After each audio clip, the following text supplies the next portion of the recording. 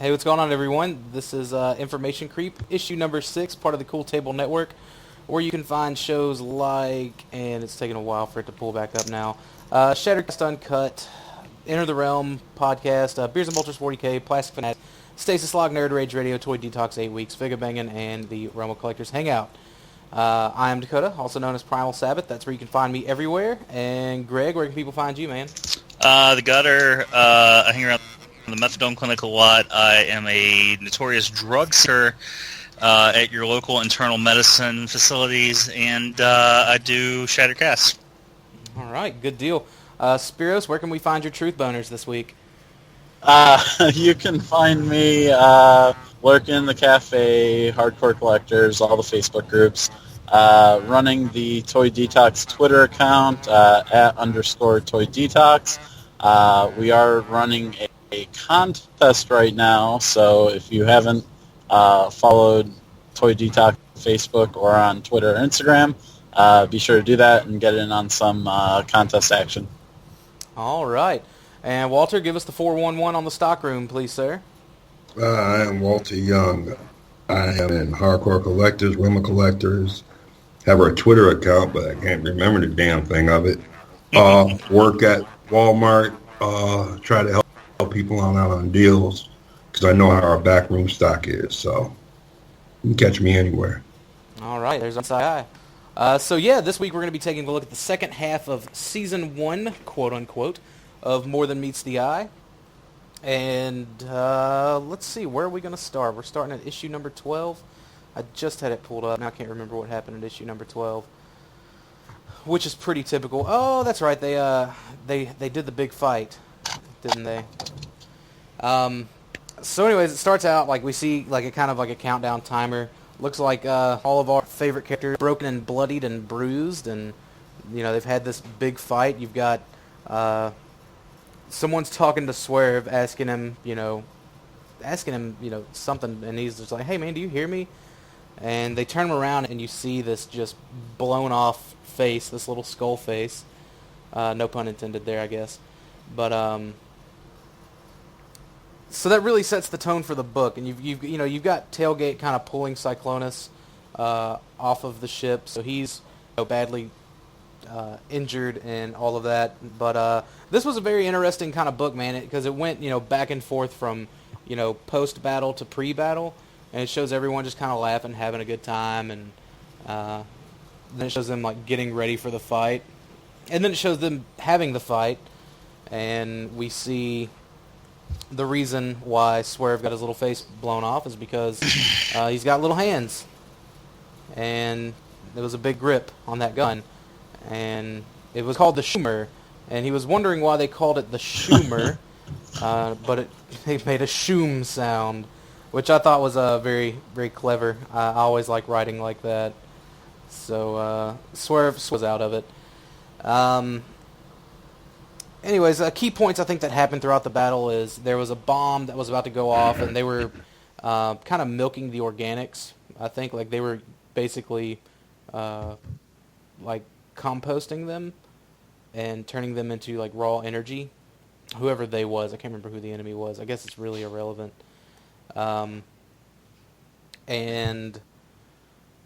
let's see. Anyways, there was a bomb, kind of like a last ditch effort. I think it was a group of like wayward Decepticons who hadn't quite got the message that the war was over. So Tailgate, having told everyone he was a bomb disposal expert by Spiros. Hello, Spiros. Hey. Anyway, so Tailgate telling everyone he was a bomb disposal expert was sent on the task of just disarming the bomb, or making it safe for everyone there, saving the day. And Rewind went with them because Rewind's small too.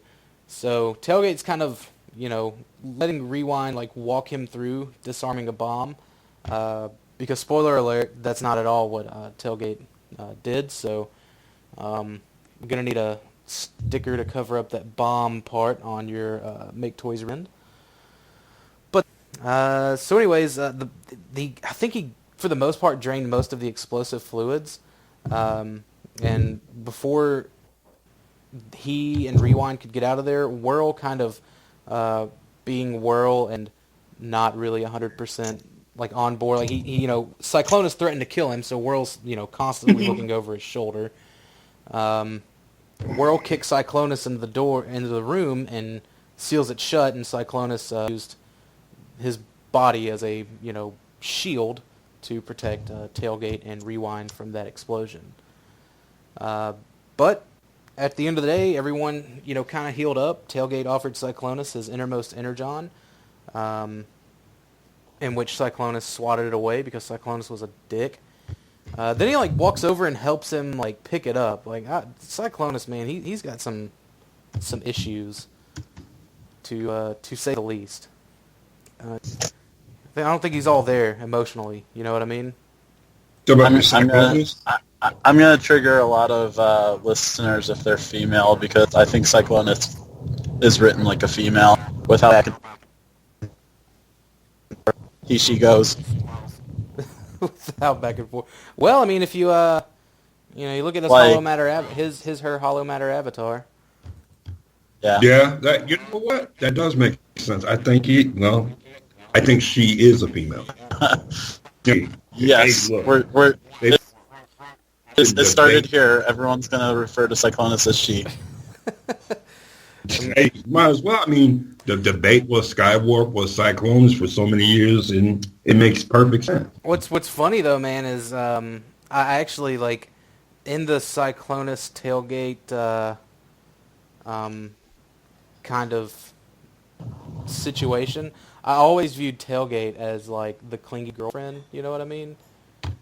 Because Tailgate's just always just hanging all over Cyclonus. Any point he can at any point where he can just kind of hang out with Cyclonus, he's gonna do it. So Yeah, I don't know, man. That's just how I've always kind of seen it. Yeah, just hanging on to Cyclonus, which Cyclonus wears that skirt. So I mean, he could be Scottish though. You never know. It's hard to get a read on him. Excuse me. But for the most part, everything kind of irons itself out, which I think totally works. And in the next issue, you have, let's see, Swerve was sending a message to Blur. I think Blaster said he got comms up. I think that's basically before we get into that issue. A couple things from 13 that I liked was the title of Whirl's autobiography, Harder, Faster, Quicker. yeah. Wanted.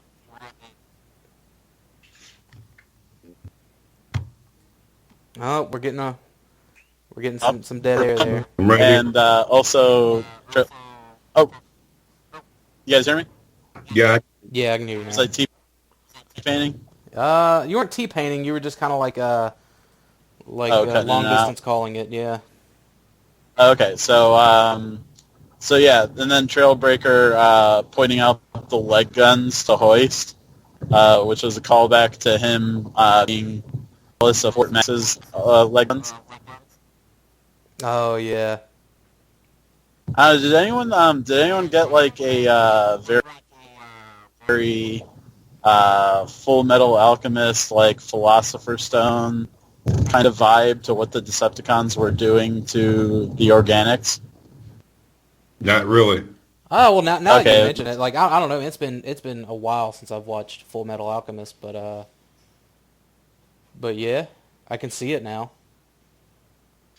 Oh, and then I loved Nautilator having Megatron's voice, sounding exactly like Megatron, And then and everyone's just Whirl wow. going back and forth with him. I think in earlier in the issue there was another Decepticon was like, "Wow, you sound just like him." Yeah, it He's was like, yeah, I get it all the time. it was Blip, which was a plot recolor. Oh. But man, really, that was a good issue. I didn't cover it as well as I could have, but that's one of those. It's a good standalone story, I think. I mean, there's not a lot, there's not a lot to it. It's setups.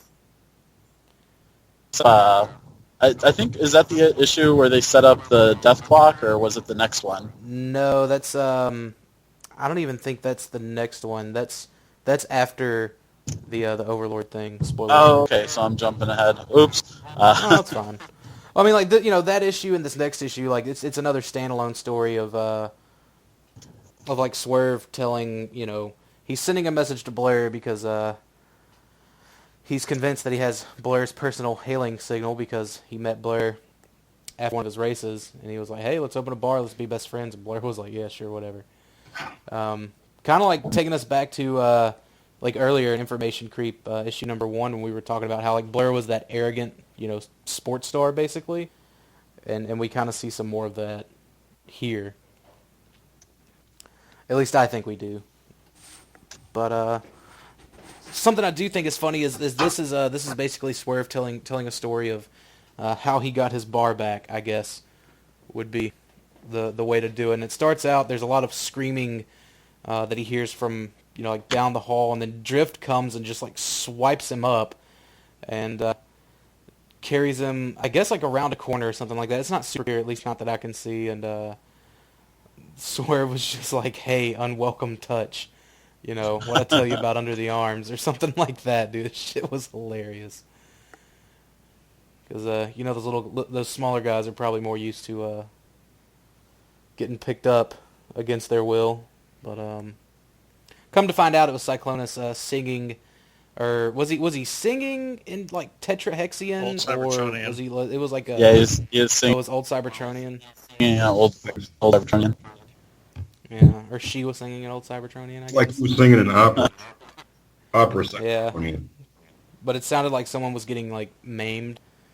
Apparently, Tailgate was like, "No, it's beautiful." See, that's what I'm telling you, man. Tailgate was the clingy girlfriend. Just saying. And then later on in this issue, we see like kind of Drift and Rodimus's like relationship a little bit more. Like, and it was funny because I think Drift kind of reported to Rodimus on. He was like, "Yeah, it was nothing to it." And let's see, Rodimus says something like super ironic. Those two have a very odd relationship. Like while Drift's like reaching around him, trying to show him how to sword fight, I guess, which was funny. Ghosting him, would that be a proper usage of that? So, Rodimus tells Swerve, "Hey man, you need to take Magnus out. You need to lighten him up. And if you do that, I'll reinstate your bar license." So they're on a local planet, and they were like, "Well, send your hollow matter avatars first, just in case it's not, Cybertronian friendly or big robot friendly." So they do that, and we see some really interesting, like it reflects their personalities. Like you've got Rewind. He's wearing a Divine Comedy shirt. He's got like kind of short spiked blonde hair with obviously holding a camera. Swerve is wearing, it looks like short. He's a little short tubby dude, and as a tall tubby dude, I can respect that. With big feet and these like platform sandals and a Hawaiian shirt with like little visor glasses. He looks like he stepped out of like 80s little man douchebag syndrome. You know what I mean? He looks like the fat guy from Mega's XLR. Yeah, that too. I can see it. And he's got like little hairy arms and hairy legs. It's funny. Skids, he looks respectable, I guess. He's got his little pin in his front pocket, wearing his business casual suit with his bow tie. And then Rung, man, like I really don't know how to peg Rung, man. He looks like he's just a 20s, 1930s like gentleman, I guess. I don't know what that is. And Tailgate is a little baby with a little bitty in his mouth, and he's hanging out on Swerve's back, which is hilarious. Yeah, Skid's Hollow Matter, I believe, was actually based off of letters from Doctor Who. Oh, okay. Really? Well, then that makes the whole theoretician thing. And then you have Whirls. Whirls was like a little, like I guess a prepubescent girl with like a gap in her teeth with an eye patch, and then like on her like overall shorts or whatever, there's like an Autobot symbol with an eye patch over it. Just absolutely hilarious. And then I think the best one of all is Ultra Magnus's Hollow Matter avatar, which is of Verity Carlo. And anyways, I Big just guy thought has that a was. soft spot. Oh yeah. Oh, dude, could you? And it's it's way before we really got to it. But could you imagine if Magnus got the news and sends the records with Verity? Think he would have taken that pretty seriously? Oh yeah. What was okay? I mean, yeah, we don't need to get into that. I thought Stakeout was assigned by Ultra Magnus to watch Verity. Oh, I mean, yeah, he was, but I'm just Oh, saying, okay. man, I could totally see Magnus beating the piss out of Prowl. But we'll get to that when we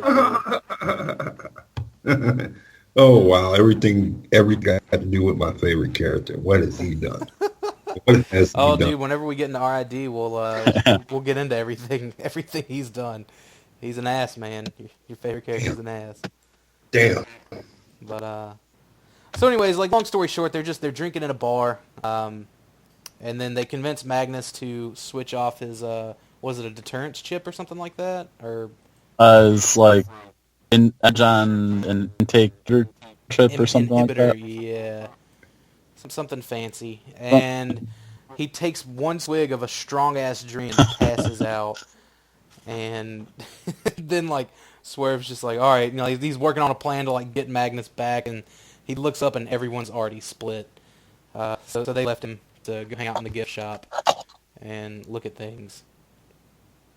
Which was there's a little prose story there, and it's interesting. And I'm probably not going to touch on it just because it's a prose story, but I don't know if it shows up in the back of this individual issue or not, but it's definitely in the hardcover collection. It's worth a read. It's just some nice extra backstory, similar to how like Bullets was for Last Stand of the Wreckers. So, pretty cool. Anyways, Magnus kind of comes back too, and then he takes another drink and he just passes straight out again. Yep. Long story short, they ended up getting him into his alt mode, and then they had to flip him over and then drive him back to the shuttle. And everyone had a good night. And I think at the very end of it, he issued Swerve his bar license back. So it was really cool. There was some Magnus bonding time there. Also, we met another race of transforming beings in this episode or this issue. Oh yeah, and they'll play The Ammonites. Role, yeah. The Ammonites, which are like the one-uppers transformed for the Cybertronian. It's Yeah. well, our going longer, and it's like, oh, you guys haven't mastered combining. It's like we're all Deca combiners.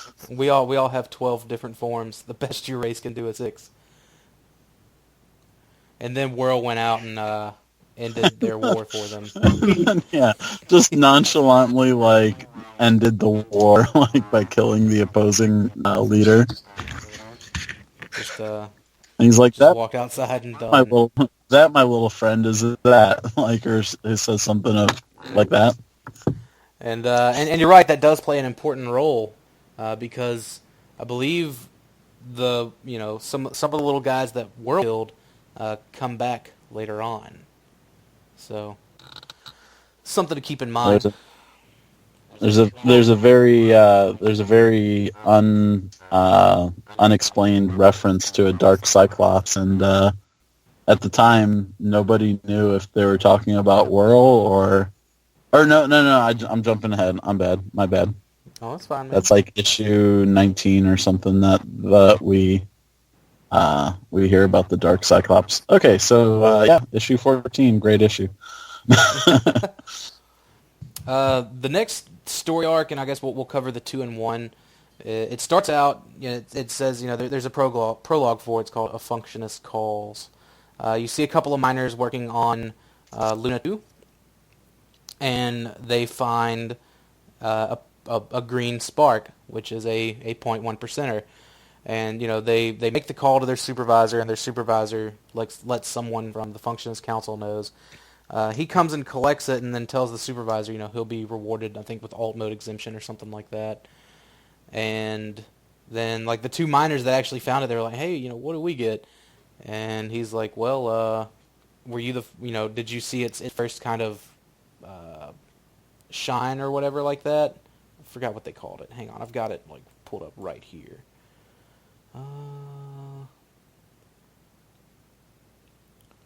Let's see.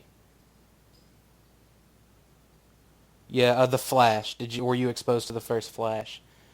And he tells them they have about 6 hours to live. So that's interesting. That's an interesting thing. The whole with the 0.1%ers, that like once there's that little flash of light, if you're exposed to it, then you die. I'm assuming it's just exclusive to them. We don't really see a whole lot on it later on. We see some stuff happen from Garrus 9. We see Overlord punching Impactor and Singer doing his thing. But we see a familiar character in the background, and it's Chrome Dome. He's just kind of going over the events, and then go to like kind of a blank room, and Chrome Dome is using his Nemo Surgeon needles on Overlord because that's what's holed up in the bottom of the ship, saying "kill me, kill me, kill me," which Red Alert heard, which made him go crazy, and he removed his head and jumped into the oil pit. Fun stuff there. So Chrome Dome is kind of like arrogantly teasing Overlord at this point, telling him like what he can do, why he's kind of stuck there and what he can't do. But eventually Chrome Dome gets overpowered because Overlord took some classes in Nemo surgery and reverse psychology, I guess. So he was able to kind of take control of the events, and he broke free from his restraints, which they had him in this strange room that like slowed down time. So like, just a couple of seconds in there were like the equivalent of, 15 or 20 minutes outside of that room. So Overlord breaks free, and he's wreaking havoc all over the ship. People are getting killed and hurt, and everything you would expect from Overlord. Finally, Chrome Dome makes it out. You've got everyone kind of throwing their best at him, but nothing really gives. So finally they let out Fortress Maximus, who I believe has a debt to settle. And then for Max and Overlord... Just a little one. Yeah, oh yeah, very minor. It's over like a parking ticket or something. And so they found. And they start throwing down pretty hard. And like Ultra Magnus, did he get like impaled? Or he got shot through or something like that? I can't remember what exactly happened to Magnus. He and Overlord are grappling, and he's, saying how he should have been on Garrus 9, and, he should have been there to finish Overlord, and Overlord starts laughing at him, and Magnus is like, "What's so funny?" And he's like, "You are, like, you're macho bravado, and, you're just a big joke," and he says that he's been holding back, but Ultra Magnus has been fighting with his all. I thought he said that to Fort Max. No. He says it's to Magnus. Okay. He said Ultra Magnus because he runs him through with Drift's sword. Oh, that's right. Because being that Ultra Magnus is my favorite character, like I reread that part like over and over. Like as an Ultra Magnus fan, like were you? Because this is about the point where we got to where like, maybe no one is safe from the deathly hand of James Roberts. Were you at all kind of curious? I don't know. Like, is like with that moment, I'm like, no, he's gonna come back because James Roberts has established himself as the king of fake out deaths. Because it's like Run gets shot through the head with a rivet gun and then comes right back. Yeah, that's true. And it just, I was just like, well, I'm like, if Run can come back from getting his head blown off, then I'm sure Ultra Magnus can come back from, getting stabbed, near his spark.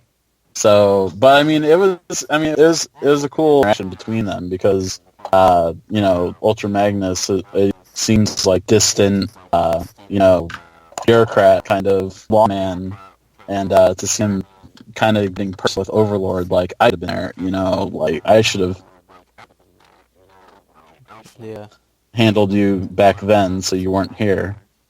But one, I think the most shocking part of the first issue, which I think it was 15, was how savagely Overlord killed Pipes, which.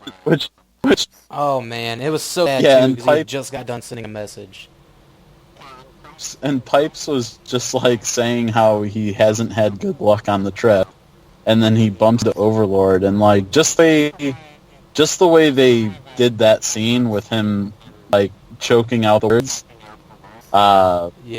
just I'm like that. There's not a lot of moments in Transformers comics like to me, but that one like I had to look around to see if anybody was cutting onions in the room. So Yeah. Also, Drift got his legs pulled off by Overlord. I thought that was kind of brutal. That's something that's kind of like hidden in the, the kind of back panels of like Ratchet telling Rodimus to, just bring everyone, go up and bring one. And I'm looking for it, but there was. I mean, badass was Ratchet. Like he's got Overlord staring down, like, and he's obviously. I stay over when it comes to Overlord, but like he looked like his head took up most of the medbay door when Ratchet like shot in the face. Like Ratchet has no fear at all. Yeah. Something else that was funny was the gun that breaks the fourth wall and Swerve. Was that a bomb or was it a fourth wall? Yeah, it was the meta bomb. Oh, okay. Yeah, the metafictional bomb. Yeah. So Swerve's just like Swerve, talking. Swerve's like, I did it off panel, and Rewind's like, what does that mean? And he's like, I don't know. And he's like narrating the story, like death in the ranks. Rodimus and his crew are confronted by the enemy within. Just like all this shit in Drift's like, Swerve, just concentrate. Give me the communicator. Like, stop screwing around. Like no one knows what Swerve is up to. You know what I mean? Well, that little bit that Swerve said, like death in the ranks, Rodimus and his crew, like that was actually the text for the solicit for issue.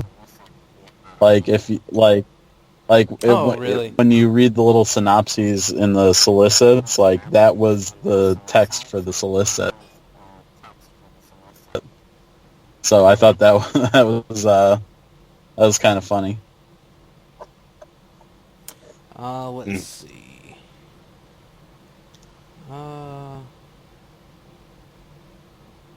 It is.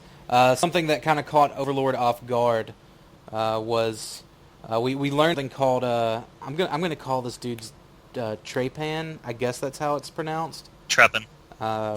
Trepan. Okay, I didn't know. It's some of these names are just they fuck me up a little bit. So it's from a process. It's from an old like archaic procedure called trepanation, where they would drill a hole in a person's skull to alleviate pressure on their brain. Okay. And it was like a precursor to lobotomy. Yeah. Okay.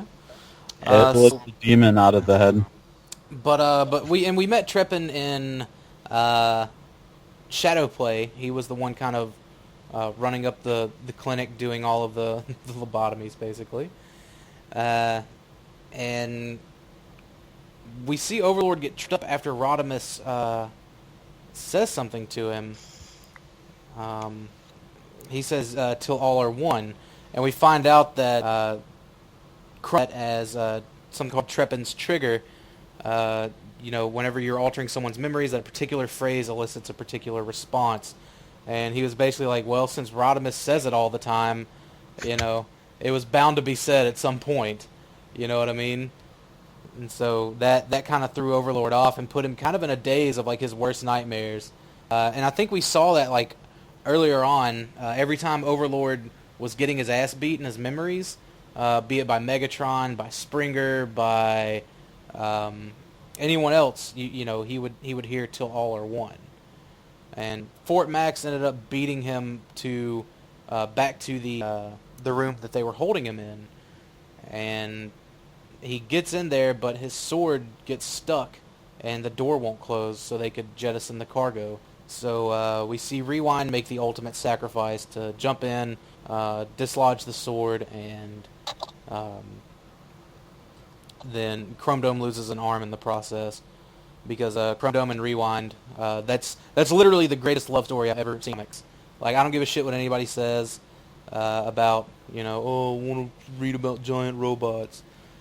It was a really good dynamic. Like, this was a very well written personal relationship. Nothing like really felt forced about it. It was very smooth. So seeing, you know, Chrome Dome kind of seeing Rewind, you know, make that sacrifice. The cargo was jettisoned, and the Lost Light, Chrome Dome in particular, fired on it. Or was it Blaster? Either way. No. And Chrome Dome fires on it because he doesn't want Rewind to fall victim to Overlord, and yeah. In that instance, Rewind says something that like stuck out to me. He says every shape serves a purpose, which was like mantra of the Functionists. Yeah. That was honestly, man, that was a pretty hard issue. Like, that issue had me choked up the first time I read it, because you know you saw kind of how tight they were. You know what I mean? And then that was it. Rewind made the ultimate sacrifice. Yeah, which, I mean, it's surprising. I mean, it really says how much Rewind was in love with Chrome Dome, that despite Chrome Dome going against Rewind's wishes of not doing pneumosurgery anymore, he'd been sneaking away to do pneumosurgery on Overlord, to install the Treppin's trigger and all that, and Rewind was legitimately pissed off with Chrome Dome when he found out, and then he still, selflessly sacrificed himself for the good of the ship. Yep. And to save, Chrome Dome. And we find out the reason why Overlord was there in the place was Prowl had him rebuilt, which, first mistake.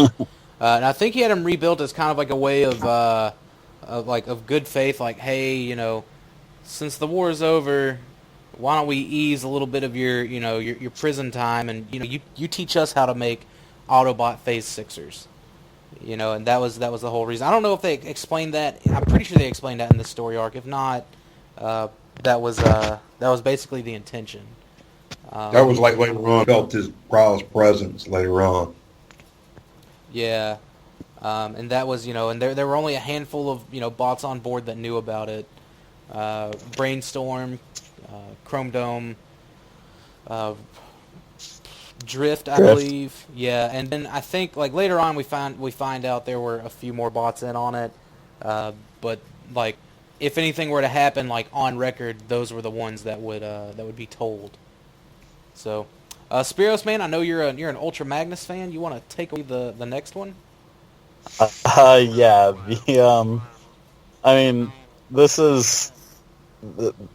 These first couple pages of issue 16, it seems confusing, because here he is on Hell's Point and he's facing down the Warriors Elite, and he's smiling. Ultramax never smiles, and he's saying how Megatron isn't there to make the call for them to what should I call it? Okay, to mess up with the cruiser, and then Heretic is holding Megatron, and he's like, "Isn't he?" And then Ultra Magnus gets shot through his midsection, and there's a mysterious focus on his hand. His right which hand in particular. I have no idea what that is about. And then it skips to another battle on Clemency, which is the planet that the scavengers found Grimlock on, and they faced off against the DJD. I want to take note here. His badge is crooked. Yeah, his badge is very askew. Which that's not like Ultra Magnus at all. No, and Think these were in his younger rebellious days? Possibly. I mean, Clemency, it did happen early in the war, and I love that the Power Dashers are there with Shock and Aura, which I think that's the only time you ever see the Power Dashers in IDW fiction. And I love that Ultra Magnus says, "Pray they're not aiming for anyone in particular," and we see Torque with Ultra Magnus written on his alt mode. And a callback to issue number, what was that, 7 or 8, when we saw Torque talking to. I think it was 8, because that opened with Fulcrum's backstory. So yeah, and you saw the Ultra Magnus written on him. So that was a nice callback. I thought that was a nice callback. And then we have Ultra Magnus getting hit by Torque with a very Furman-esque ack. And then the next scene we have Samancy, which I hope I'm pronouncing that right. 5 miles from the Crucible, which these are all battles that we've heard referenced in IDW fiction in the past, but we've never actually seen them full on, or even the events of them. So it's kind of interesting just to get little glimpses at it, and we see Ultra Magnus walking past a Cybertronian, or a Cybernaut, which is the big armor that Crankcase. Brand awareness. The brand awareness armor. Brand awareness armor. Yeah. And then he gets blasted away, and Rotor Storm's there, which our favorite wrecker, or ex-wrecker, I guess. Oh man, bringing back bad memories. And I like how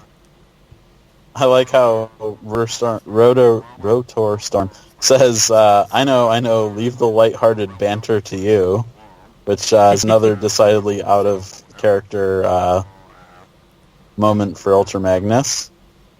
And so then we go to Ultra Magnus under the Death Clock, which it is a clock that can measure the rate of shrinkage of bark, and it can tell the medical professional, I guess we'll say, how long a patient has to live. So everyone's freaking out about Ultra Magnus, having, 10 hours to live, is it? Yes.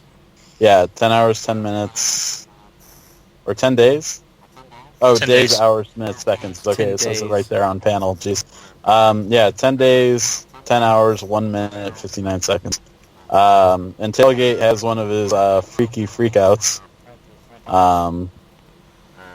Oh, dude. And His cut adorable to, little crying eyes, man. cut to Rodimus feigning innocence for Overlord being on board. And Chrome Dome is sulking on the Lost Light, and he's acting very peculiar for someone who just lost their loved one when he's talking to Skids. And it's kind of interesting that Skids is the one talking to him about, remembering his friend, when Skids has the memory issues. Yeah, the memory issues. I thought, kind of fast forwarding to that, a little bit past, I know we're getting ahead, the talk that Brainstorm had with him I thought was very heartfelt. Because, they obviously go way back. further back, I think, than Skids and Chrome Dome go. Even though they had a couple of run-ins, but yeah, keep going. So Rung and Rodimus are having a conversation about what happened because Rodimus is having a tantrum, punching holes in the wall, and so and they're kind of looking. They're Rodimus is remarking how Max would hate seeing his office in that state, like all disorganized and stuff. And he's talking about the memos that Ultra Magnus would send. And I love Rung just going off of the subject lines from the memos, like corridor lighting, latest observations, a risk analysis of lost light signage, door frame audit, part 15. Wow. Hear me still? Yeah. Okay. And then it kind of points out that Rodimus is a shitty captain because he apparently never read any of Ultra Magnus's memos, and then Rung pisses him off, and we get some super moody shading on Rodimus's face. And Rung basically says, like, you're pissed off because you weren't the hero, and Rodimus is like, get the hell out of my office. Dude, man, you really want to piss Rodimus off, man. You attack him at that pride. Yeah, you get his ego. Yep. Well, and I don't know, like the thing with the next scene with the like the funeral for the people who fell during Overlord's rampage. It's one of the issues I actually have with its rampage is that it was like a one and done thing where you know there wasn't. I mean, yeah, Ultra Magnus got run through, and you know you had your Fort Max fight. It seemed like it was too flash in the pan. And there wasn't a visceral sense of danger, like with Overlord's rampage. You got a really cool splash page where he's taking on like most of the Lost Light crew, and then you have Ultra Magnus's confrontation with him. But then you see like there's a couple no names, like Tripadeca of Iacon Minor. Oh yeah, Tripodica is what I called him. Or Tripodica. Okay, there we go. That's my mastery of the English language is second to none. Like we're all like we all fuck up names. I feel like I got that one right, but who knows? Also, that sounds right because he probably turns into a tripod. And I think we saw like later on. We'll see it later on in kind of one of the flashback issues, but like. That particular, like, Tripodica was close with Perceptor, given Perceptor's skill set, and I don't know if it was in that issue or if it was in the later issue where, Perceptor was actually using him as a tripod to, sniping at Overlord. So, but I do remember that pretty exclusively. I want, and it may be in one of later, season 2 issues where they have the big flashback. But anyways, carry on. And it's cool to see the like funeral ritual, which is some more world building on James Roberts' part. About the different like religious viewpoints of the Transformers and then Chrome Dome, again, strangely, is not... he's very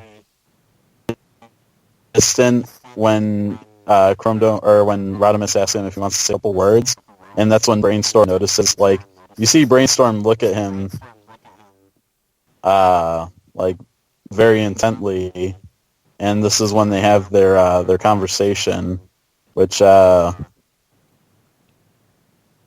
and we come to find out that Chrome Dome is just a big floozy of the IDW universe because he's had so many Conjux and Duras that apparently he's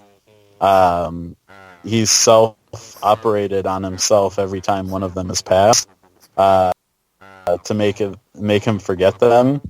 And he's done that after he's donated his innermost energon, which he made a joke, a couple of issues back, which I should have touched on, that he was quote unquote born dry. And right, Brainstorm even talks about, he's like, you weren't born dry, just giving it all away. But we've had this talk 3 or 4 times already. Right, and I mean, like you said, it's a really deep, it's a really deep conversation they have. And, Brainstorm's like, promise me that you're not going to, do it again now that Rewind's gone. And great panel right here where Brainstorm's walking away and his face is in shadow. And then you hear the sound of Chrome Dome's needles coming out of his hand. And Brainstorm's just looking down like, and what the hell? So, I don't know, Dakota, if you want to take over for the next scene where it's Rodimus, popping out. Oh man, the Great Exile. So due to all that kind of going on, like Rodimus obviously knew about Overlord being there. I think it was like one of the stipulations that he accepted from Prowl for taking off. But he's given a big speech because Drift has owned up to. Yeah. I was getting ready to say Drift knew about it too, didn't he?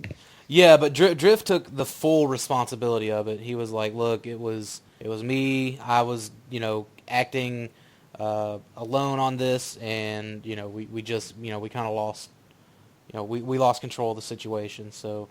Rodimus, after giving this big funeral, shames Drift, and I believe he rips off the auto badge as well. Yep. Yeah, He did. I remember that. Yeah, he did. Ripped him off and kicked him off the ship. And I think the kind of relationship that Drift and Rodimus have, it's totally like, I think on the outside it's like an Amica Endura, like a best friend, but they totally and there's even some jokes made later on, like. Someone calls Rodimus Drift's Conjunction Endura, or vice versa, or something like that. So kind of a heartbreaking moment, man. Yeah, it's in Lost Light. Oh, that's in Lost Light. Okay. So of note, while Rodimus is kicking Drift off of the Lost Light, you do see Ultra Magnus's right hand clench up underneath the death clock. I'm sure it's totally unrelated, though. Right? Totally. And then we have one of the most famous moments in Morning Meets the Eye is Chrome Dome listening to the data slug that Rewind recorded for him. And using Rewind's... He just uses footage from all his data banks to piece together basically a love letter to Chrome Dome, and apparently it is enough to stop Chrome Dome from wiping his memory. And while this is going on, Drift's making his walk of shame. Like shit's getting thrown at him, and you see Ratchet kind of extend a helping hand, because for the most part, Drift and Ratchet have been kind of at each other's throats. Buddy. Or buddy. I wouldn't say buddy. Not yet. They've had this antagonistic. Somebody say the word for me. Antagonizing. Antagonistic relationship. Throughout the whole season, and then Ratchet just really shows this deep, caring moment where he's he helps Drift get to a ship, and as a lifelong doctor, it shows I think it shows, beyond like their little hustles and their quarrels and stuff like that, like how, how true Ratchet is, I think, to his himself and his profession. But I thought that was a pretty touching scene.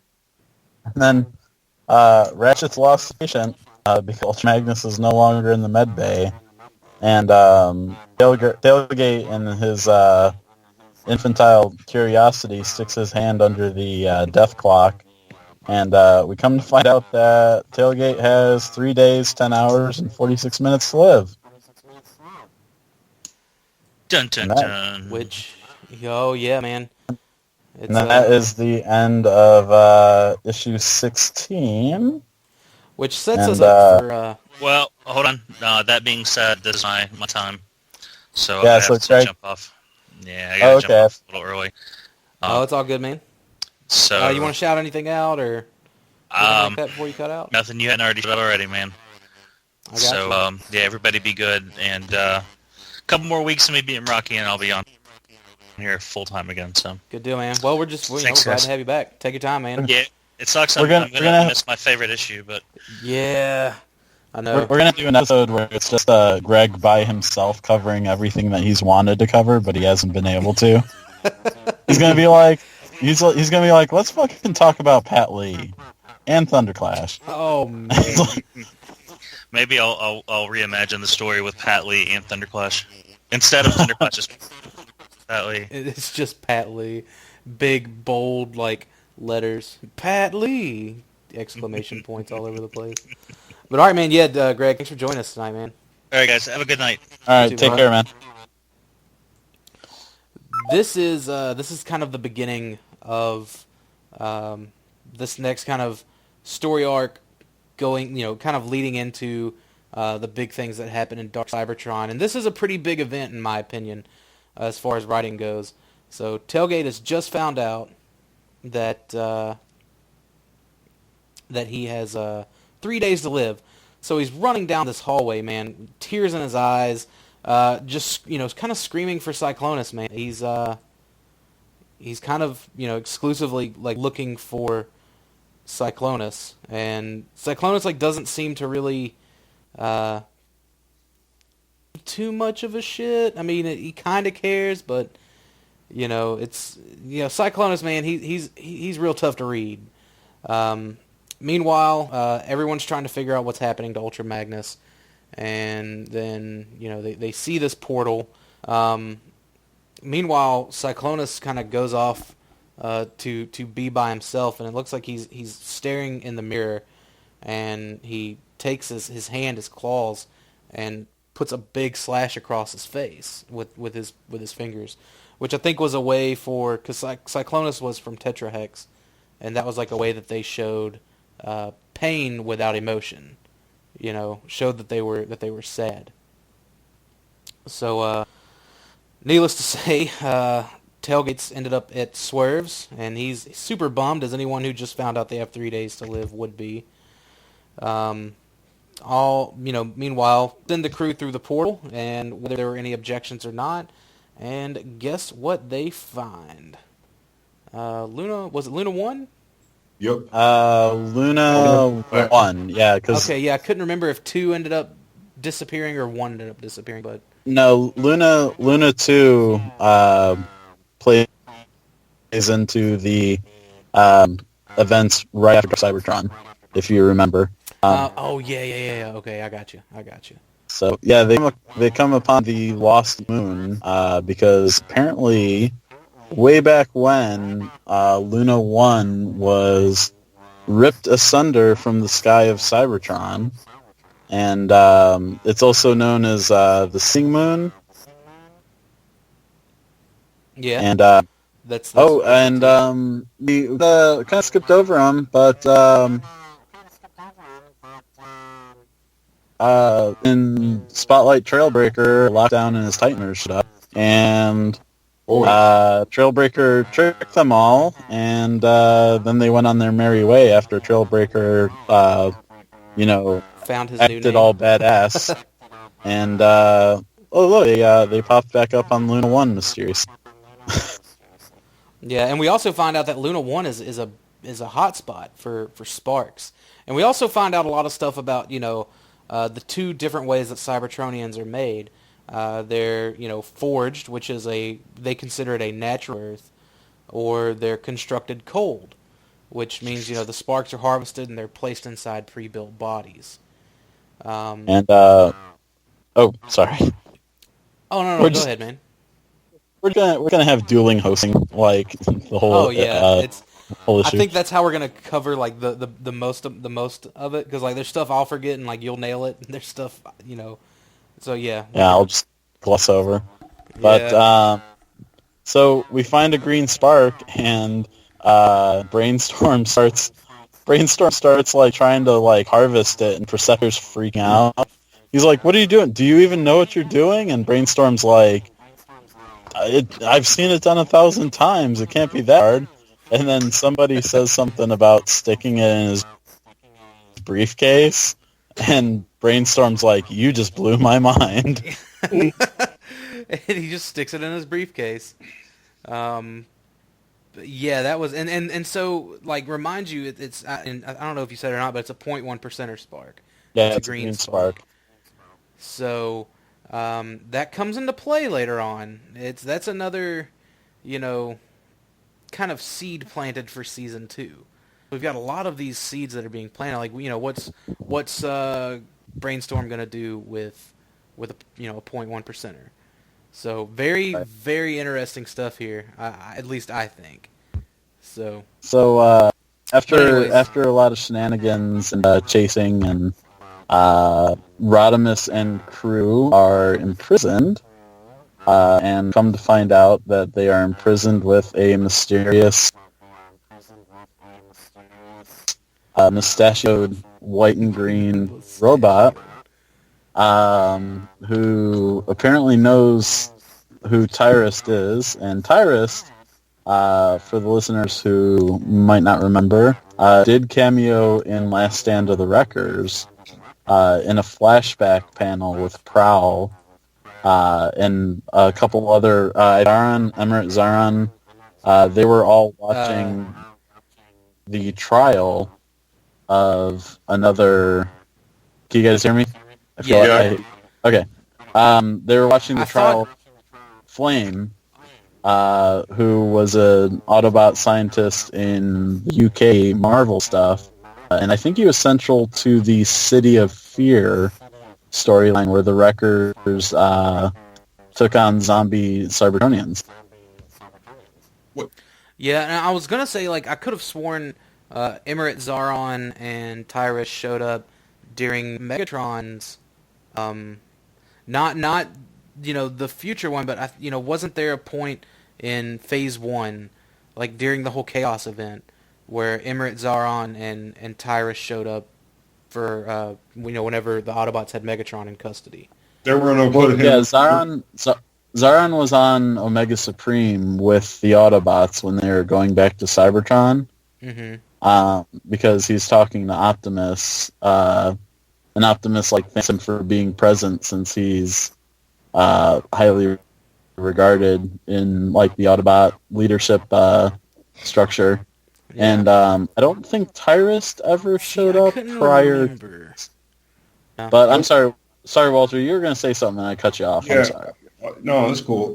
What happened was, I remembered it. This was all before they went to Cybertron. That who were we talking about? I can never pronounce his name, even in the old. Zaron. Yeah, they couldn't figure out a way for Megatron, because I didn't think Optimus didn't want to put him there to death. Also, this is what is it? His second appearance. Example.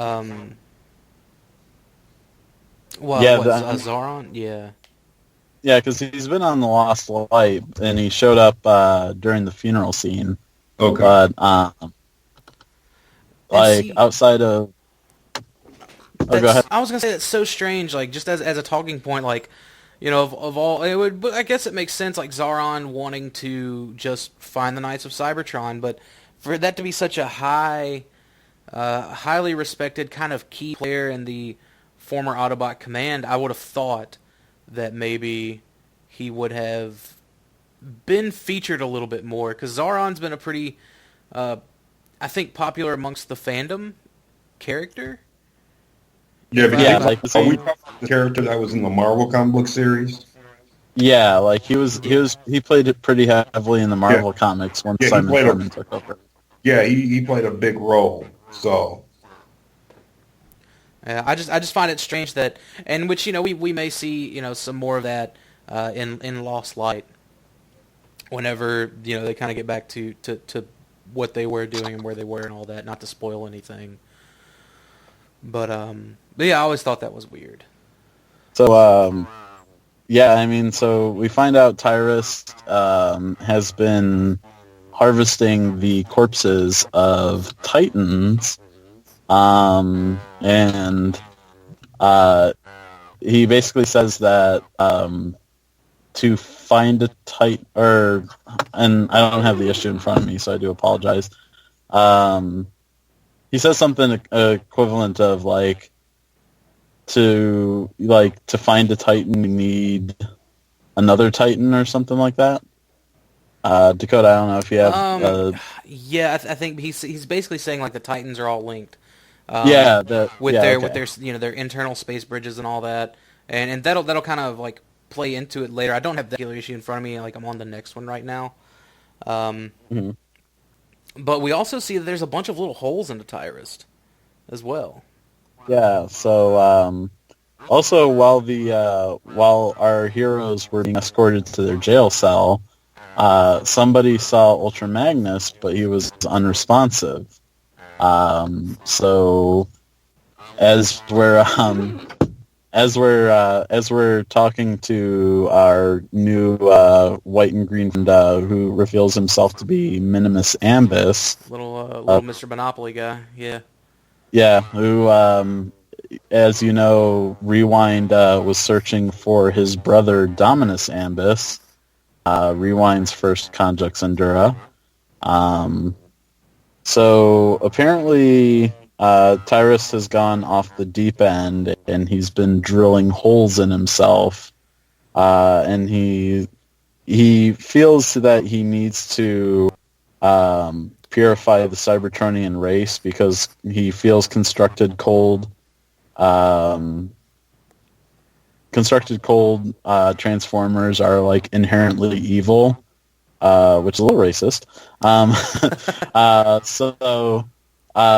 Because he comes to the conclusion that everybody who was found guilty by Aquatus was constructed cold, which it's kind of funny. They actually had to go and rewrite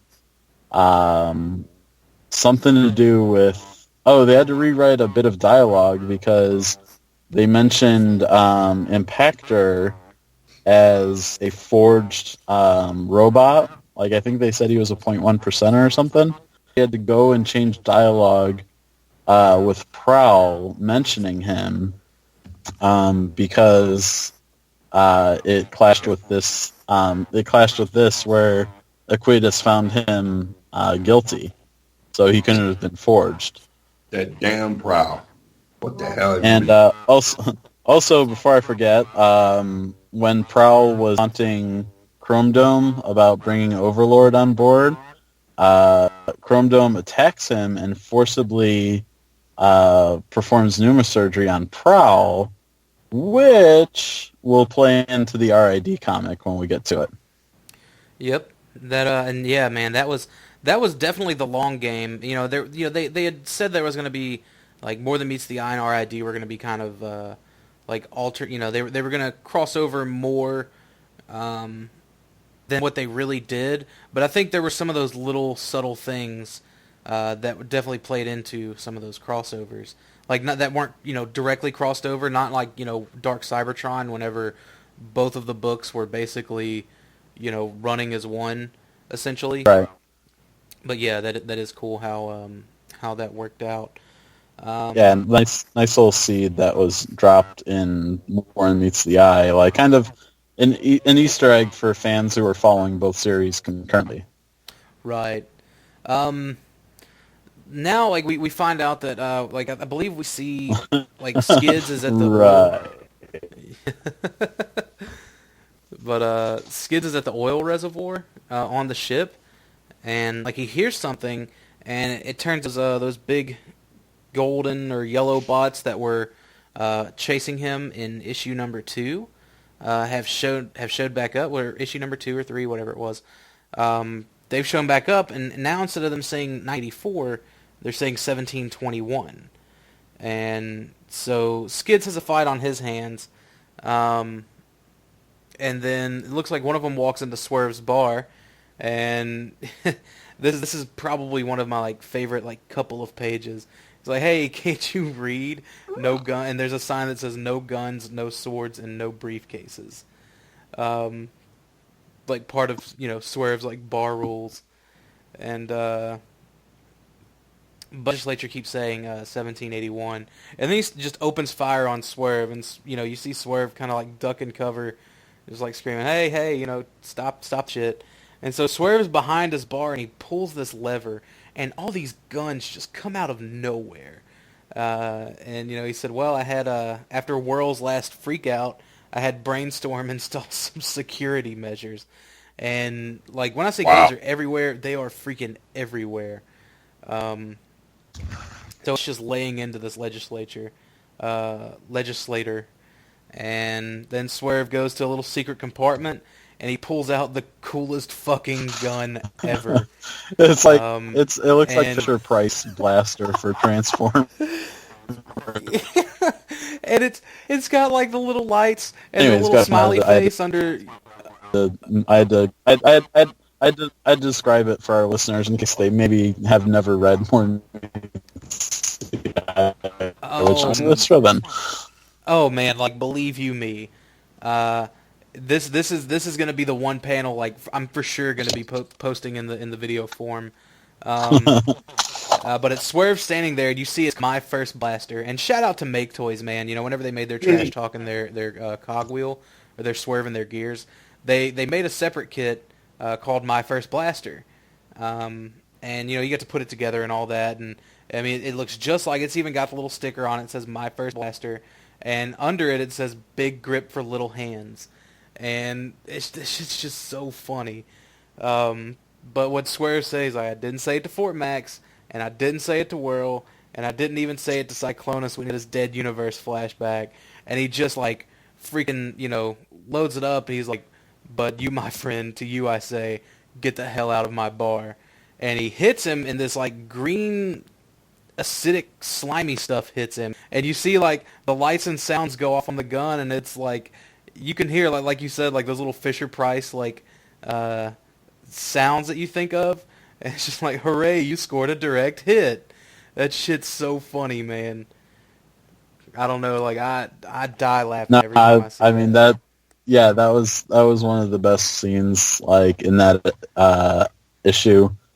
So legislators are taking over or beaming into like every different part of the ship, so everyone on the Lost Light is fighting off these legislators, including like Blaster and Fort Max and anybody else who isn't on the surface of Luna 1.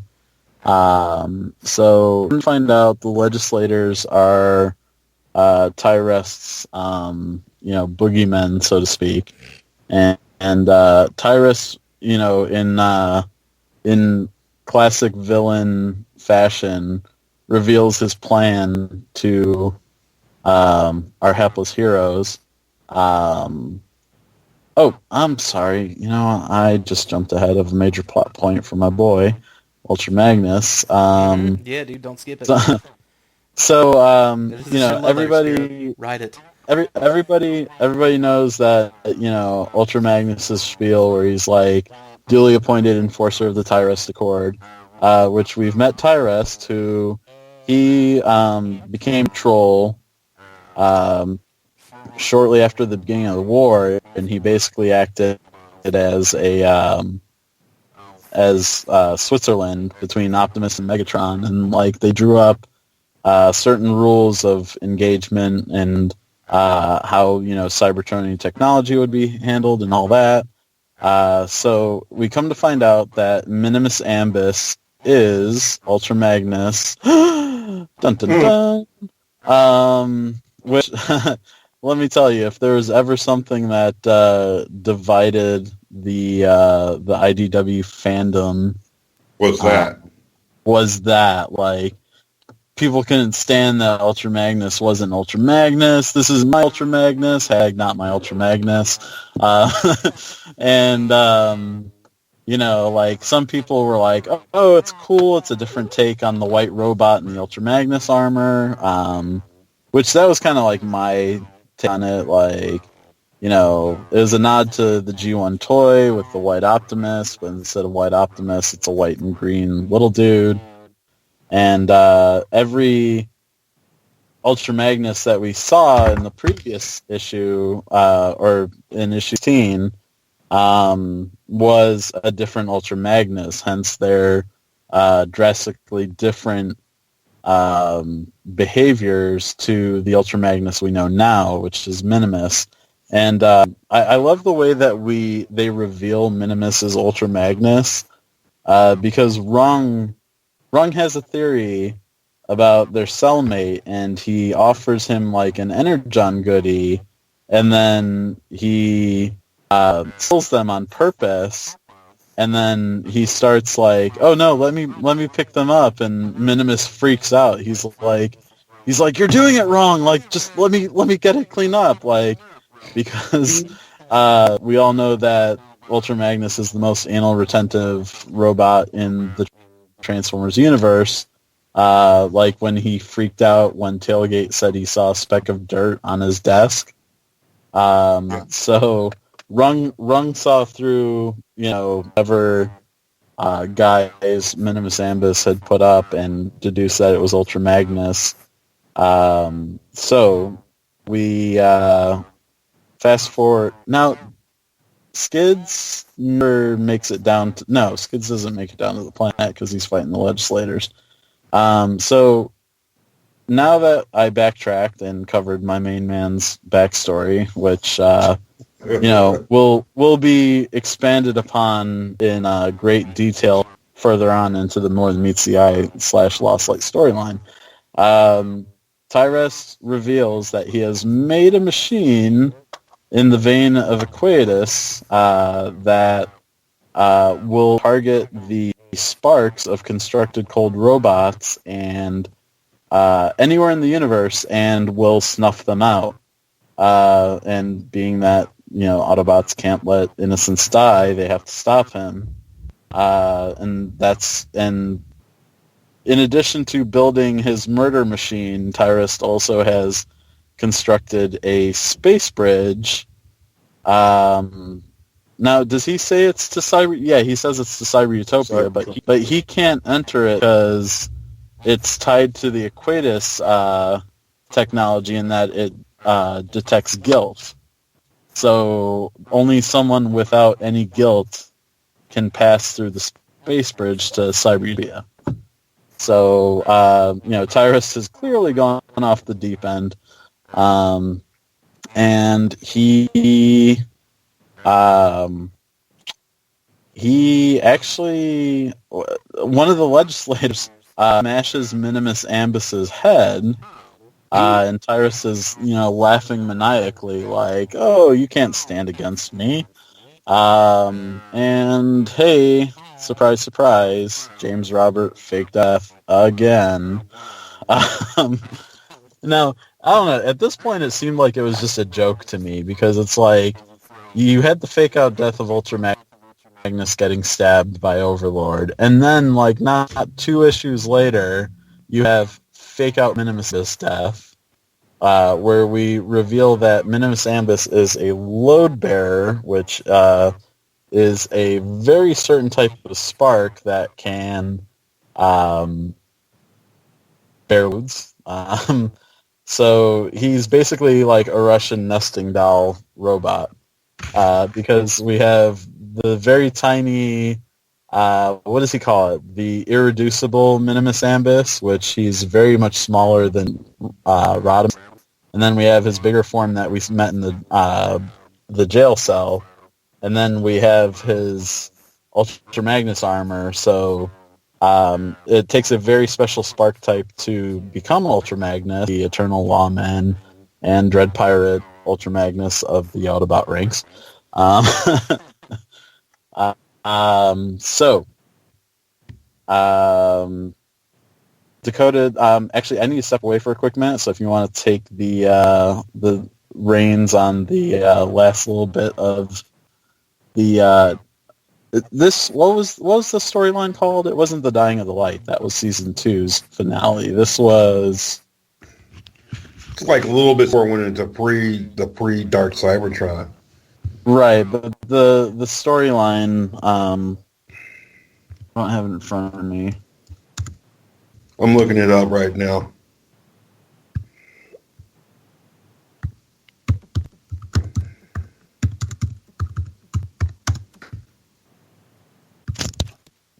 There we go.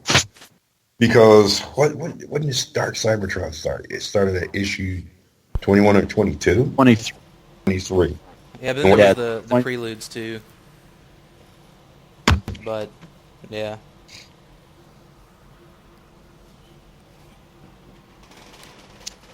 So, And I should remember the storyline because it was like the big season now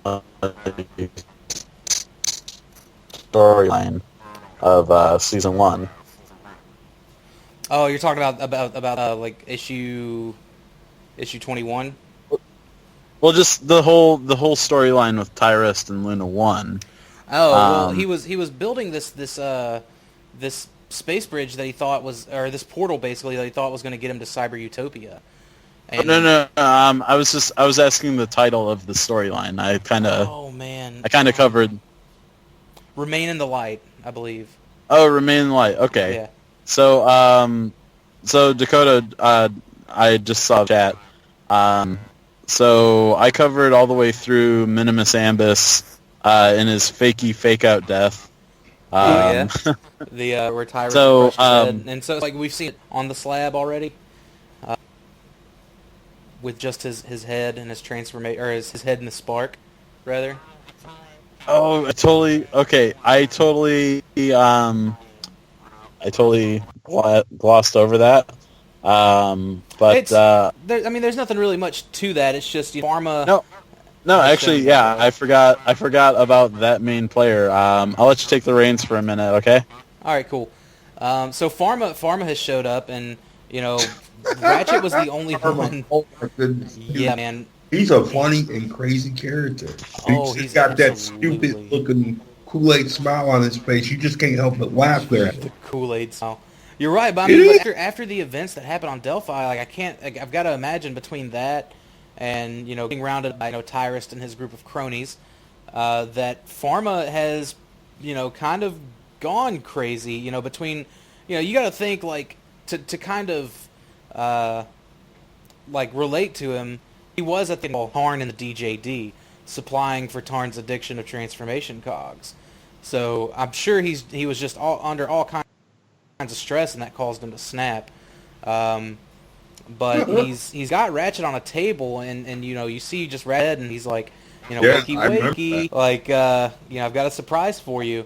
It's you in a box, and it shows Ratchet's alt mode that Tyrest has in a box. Not Tyrest, Pharma. And Pharma's like, hey, do you like the new hands? And like they switch out for like chainsaws and stuff, and Ratchet's kind of freaking out, and he's like, so you got cured? And he goes, man, there's all kinds of stuff here. We can find a cure for everything here if we have the time. So it's Ratchet's head and his spark on a table that Tyrest had surgically removed. Not Tyrest, Pharma. Why do I keep getting those mixed up? So as Pharma is about to basically put Ratchet out of his misery, Ratchet was like, "Tell you what, I'll bet you your hands," because Pharma was like, I've always, I'm the better doctor, this, and sizing him up, right? And yeah, Ratchet was like, "I'll bet you that I can, that I'm the better doctor." That it's not the hands, it's the person behind the hands. So Pharma says, okay, tell you what we'll do. I'm going to cut Ambulon in half, and if you can repair him before he dies, then you're truly the better doctor. So, Pharma puts Ratchet back in his body, and Ambulon's freaking out, and Ratchet's like, man, don't freak out. Fine. I've put Cybertronians back together at the waist several times. This is going to be a piece of cake. And that's whenever Pharma, that crazy, crooked smile that he had, that Joker smile, was just like, who said anything no. I'm going to tell you something about Pharma. You know who it reminds me of? It's not the Joker. Who's he reminds you of? Riddler. Yeah, I can see that. Think about it. Intelligent. Oh, it's like a riddle. This is what he's done to Ratchet. A riddle. It's like saying, riddle me this. What? You have this amount of time to figure this on out. I'm going to cut this guy. Let's see if you can put him back together. Yeah, and they just assumed they were going to, he was going to cut him in half but Pharma said no. Who said anything about cutting him, horizontally? And he chopped Ambulon in half vertically from crotch to head, or from head to, I guess. And at which point, like, First Aid's there, and First Aid's freaking out, so Ratchet's just working on him. At which point, Pharma, yeah, man, like, at which point Pharma is just like, he's just kind of like,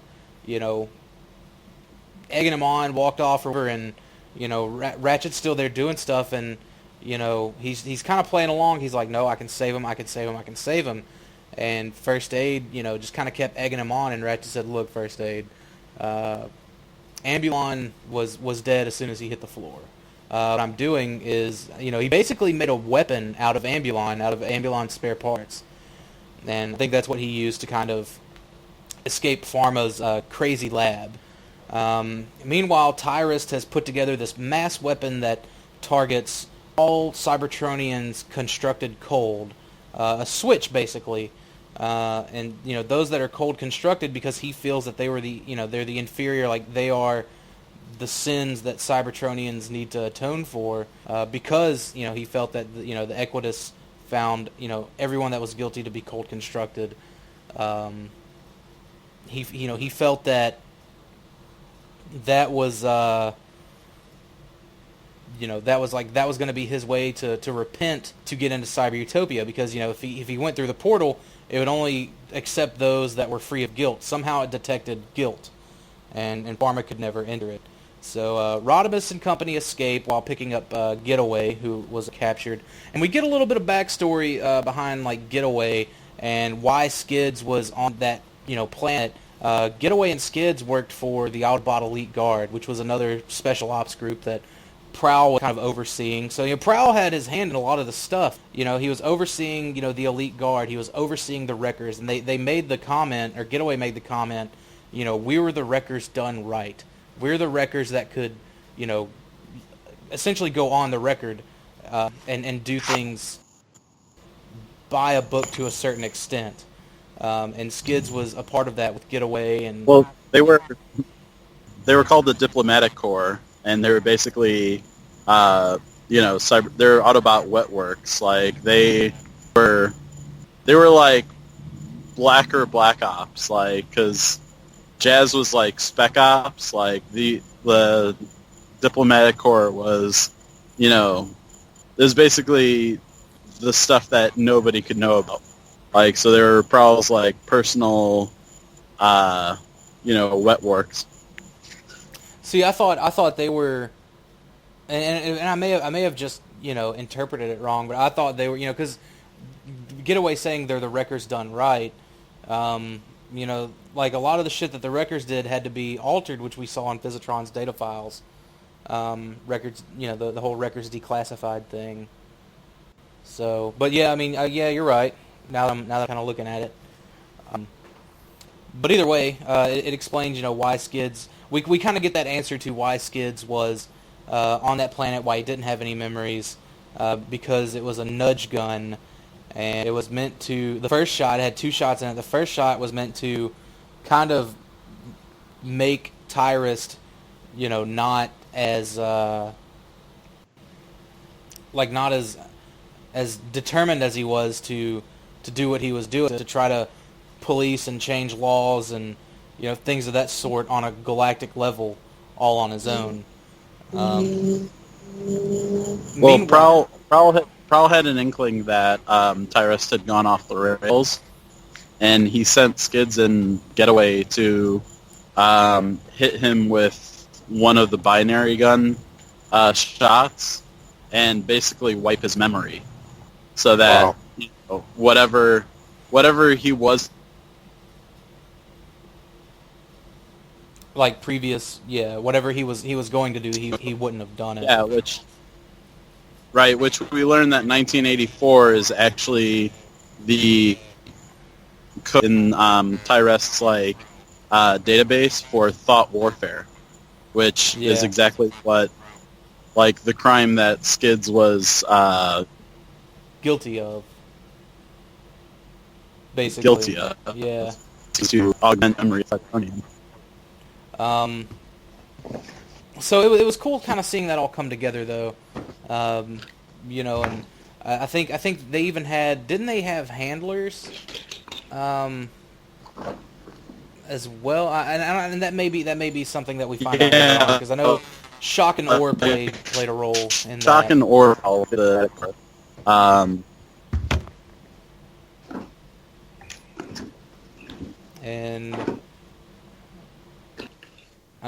Orr died in the transwarp engines. I can't remember. Oh, and then Shock died by the Spark Eater. So that's why none of that kind of came to fruition.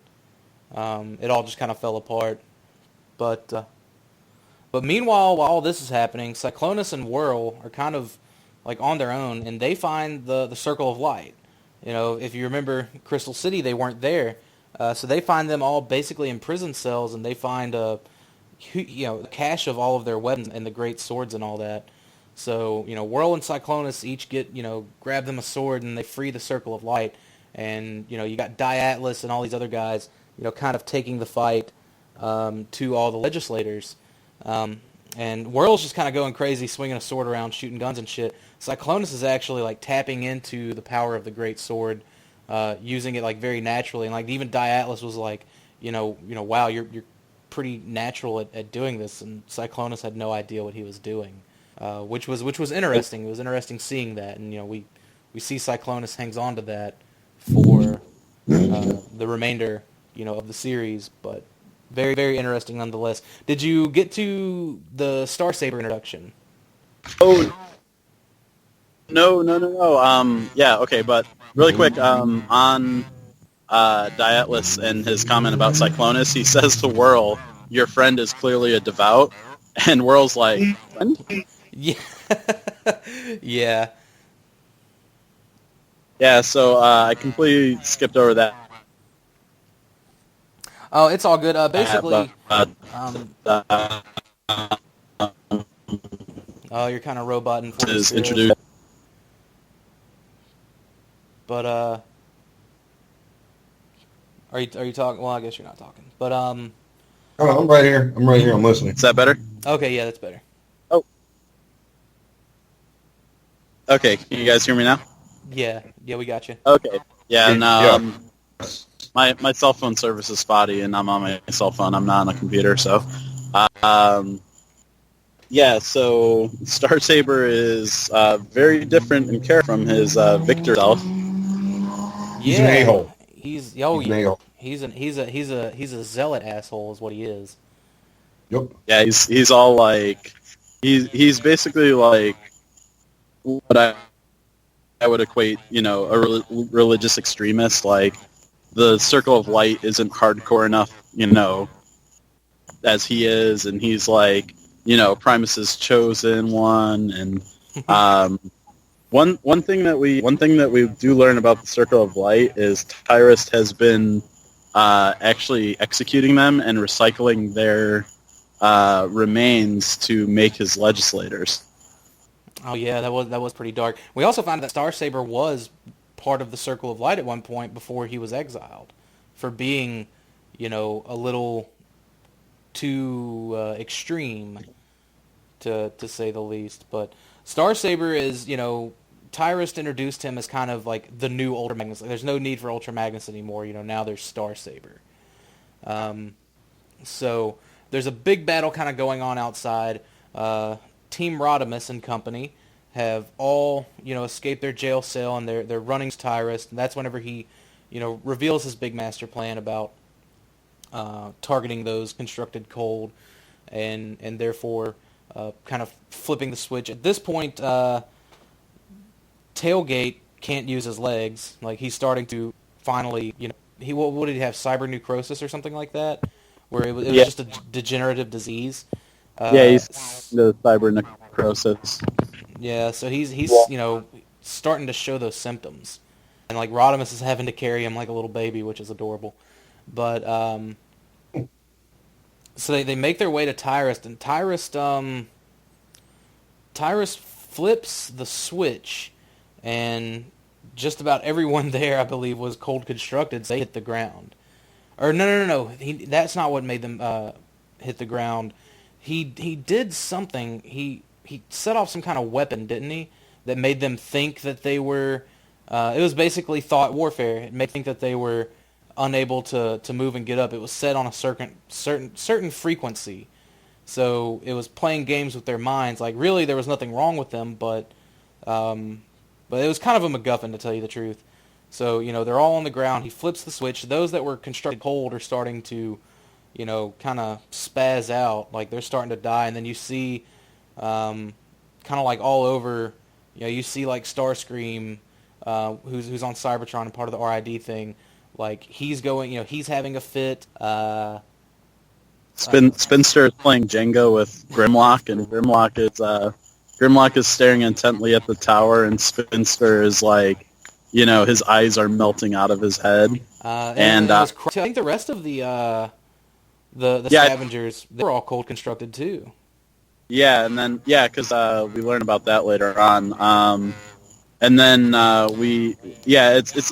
it's very cool that they jumped around to different parts of the universe to show who was affected by the kill switch. Like Kaon was as well. Yeah, which Tarn seems genuinely concerned for Kaon. Which is and like that showed a different side of the DJD. Like, Tarn was like, Kaon, I need you to tell me what's wrong. Like, so I can help you. Let me help you. He was he was definitely concerned about, which at that point in time, I don't think Tarn was pushed over the edge. Like he gets pushed over the edge later. He was definitely more of his mind at that point in the storyline. Yeah. So, but it was interesting seeing all of that, who all was affected by it. But fortunately, since Kate was kind of, suffering from all of that, he didn't, because everything he was catching was on a lower frequency. It, that sound didn't affect him. So even though he was on the ground, he could still technically move. So he ended up finding a way to Tyrest, and then he, jumped up and he stuck his finger in the drill hole in Tyrest's head, and I think that incapacitated him. All the while, and then from there, like, the Autobots were able to get up and start doing stuff. All the while, Pharma's kind of egging First Aid and Ratchet along, and he's just talking shit. And finally, Ratchet's like, because First Aid got a big gun in his hand. He's like, First Aid, you don't have to do this. It doesn't make you any better than he is.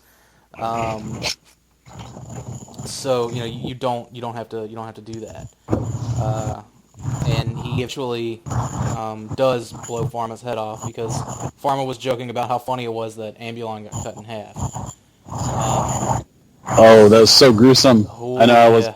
I stepped away when Ambulon met his demise, but oh man, bisected crotch to crown. Yeah, that was but I mean, Ratchet handled it pretty easy though, honestly. Like, all things considered, Ratchet handled it pretty well, making him into a weapon. Yeah.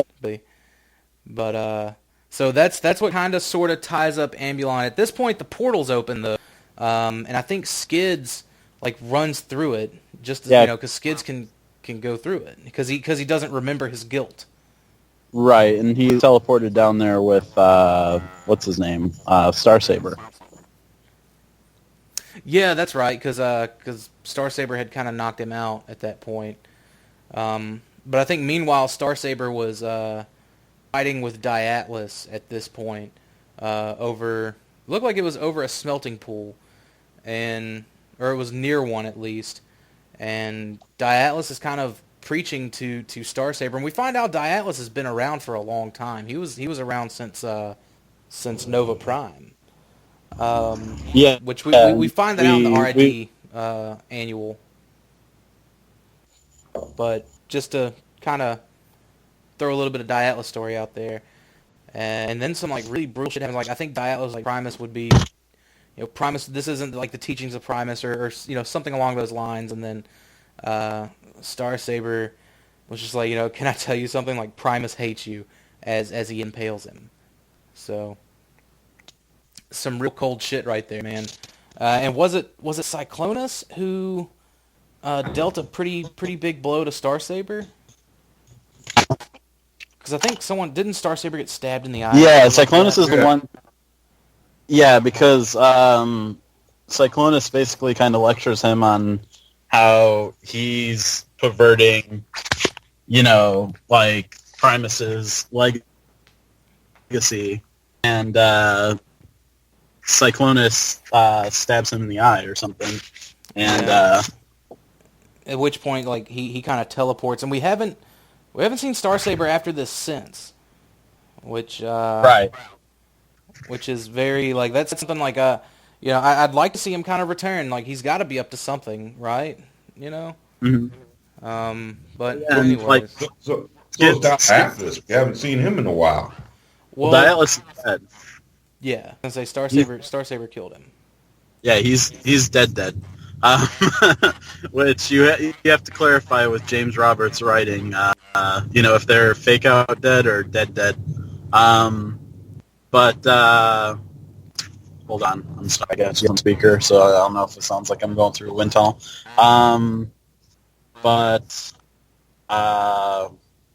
Yeah. So Skid's in Cyber Utopia, and he is he's communing with some strange orb. Then the orb's communicating with him in pictures, which is Right.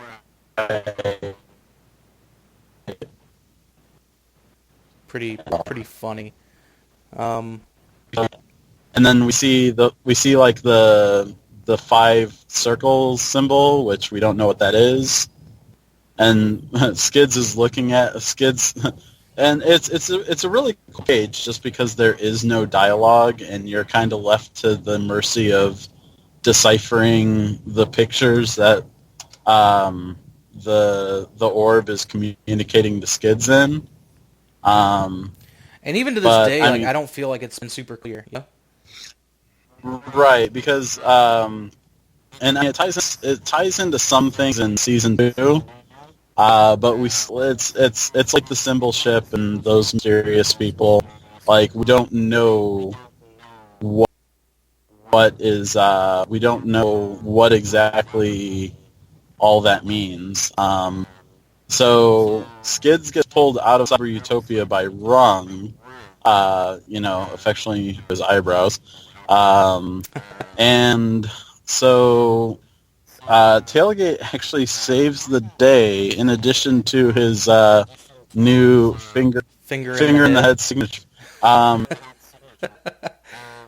Because he was such a great study of Ultra Magnus and the Autobot code, he was actually able to edit Tyrest's database and shut down all the legislators. And enacted 10. So that's a very important part right there is the number 10. And I can't remember what he like altered it as, but either way, funny nonetheless. But there's still the problem with all of those that are constructed cold kind of spazzing out all across the universe. At which point, I believe it was Brainstorm suggested, or Rodimus suggested using the Matrix. Somebody suggested using Rodimus as half of the Matrix. Right, yeah. In which case, they were like... They hook him Oh, go ahead. up to the kill switch, and he's got lot of wires running around him, around his head. Very religious imagery with Rodimus, basically wearing a crown of thorns and being hooked up to the machine in almost a crucified pose. Wow. Yeah. So kind of going into the whole Rodimus is the chosen one, savior kind of mentality. And I like how it's you may die. Brainstorm very nonchalantly is yeah, this might kill you, but it's going to save everybody else. So And Rodimus, really with hesitation, do it. And I think he said, your half of the Matrix probably won't, this will definitely overload that. I think he said for sure the Matrix won't last, and you may die, but whatever, it's okay. And in which case, Rodimus just says go for it, and so by doing what he did, that basically was what turned the supposedly unturn-offable, if I can fuck up the English language even more, switch that Tyrest had said. Meanwhile, in the background, Pharma's body is getting pulled into this portal. By tentacles. Yeah. Shout out to Daryl. Robo tentacle porn. So that's something that's something that hasn't really been cleared up too well. No, I mean, because we for the most part, crisis averted. Yeah, and I mean, it's James Roberts, and I don't know if it was in a podcast, an interview, but I thought it was really interesting that the evil trinity of Pharma, Tyrest, and Starsaber, they're meant to represent the three things that can be the most evil when they're twisted, which is the law, medicine, and religion. Oh wow! Yeah, it's so well put together. It's really cool when you when it gets broken down like that, because Tyrest represents Pharma, represents medicine, and Starsaber represents religion, and how all three, when twisted, can be the most destructive force in the universe. And in which they were, definitely, when they came together. That said, man, I'm gonna end us right there. I know Greg really wanted to cover the next issue. It's definitely his favorite issue, and I like it, and I think there's a lot that we can kind of cover just in that individual issue. I think since it's technically a Dark Cybertron prelude, we can do that all with the Dark Cybertron stuff. I mean, it's basically it's like a recap episode of season 1. Yeah, with some added bits in there. We can save it for the Greg specific episode that we have planned. Yeah. Cool. Oh yeah. So I mean, what are your guys' thoughts on More Than Meets the Eye season 1? Up to this point,